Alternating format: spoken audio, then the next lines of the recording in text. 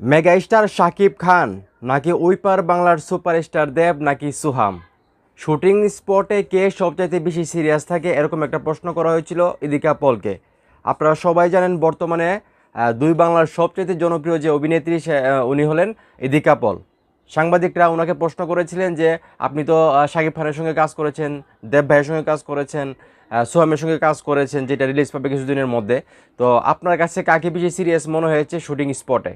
তখন উনি নির্দ্বিধায় বলে দিয়েছেন যে মেগাস্টার শাকিব খান, যাকে দেখে আমার মনে হয়েছে যে উনি সবসময় শুটিং নিয়ে সিরিয়াস থাকে, শুটিং স্পটে সিরিয়াস থাকে।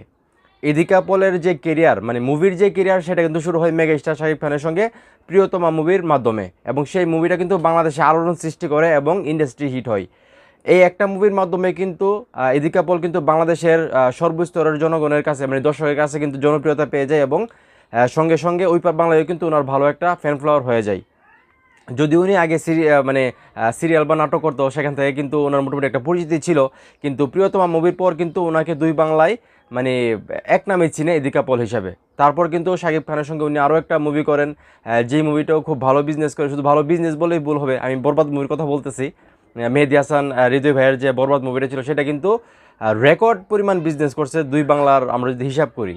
যে মুভিটা প্রায় 90 কোটি টাকার মতো বিজনেস করছে, যেটা আসলে বাংলা মুভির জন্য স্বপ্নের মতো, যে একটা মুভি বাংলা মুভি 90 কোটি টাকা বিজনেস করবে, সেটা কিন্তু আসলে আমাদের জন্য স্বপ্ন ছিল, যেটা মেগা স্টার শাকিব খান করে দিয়ে গিয়েছে। এবং ওনার কিন্তু নেক্সট যে স্বপ্ন, সেটা হলো 100 কোটি ক্লাব।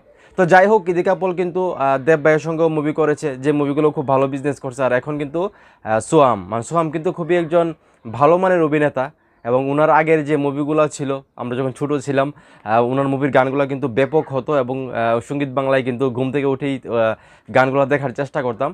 তো যখন আসলে ইদিকা পলকে সাংবাদিকরা প্রশ্ন করে যে আপনি তো মেগাস্টার শাকিব খানের সঙ্গে কাজ করেছেন বা আপনার কেরিয়ার শুরু করেছেন, এবং এই পার বাংলায় সুপারস্টার দেব ভাইয়ের সঙ্গে কাজ করতেছেন, আর এখন সোহাম ভাইয়ের সঙ্গেও কাজ করলেন, যেটা কিছুদিনের ভিতরে রিলিজ পাবে, তো এই তিনজন হিরোর মধ্যে আপনার কাছে কাকে বেশি সিরিয়াস মনে হয়েছে, যে শুটিং স্পটে শুটিং নিয়ে সবসময় সিরিয়াস থাকে?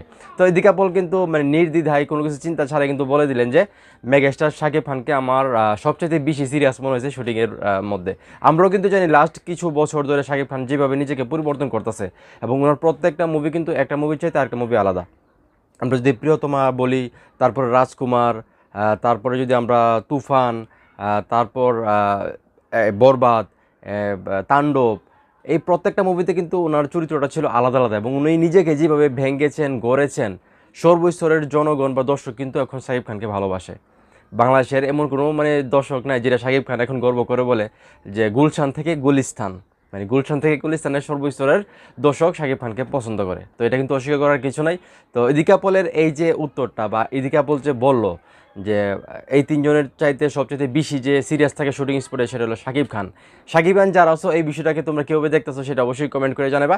আর শাকিব খান হয়ে থাকলে অবশ্যই ভিডিওটা শেয়ার করবা, আর এই পেজটা ফলো করে পাশেই থাকবা। ধন্যবাদ।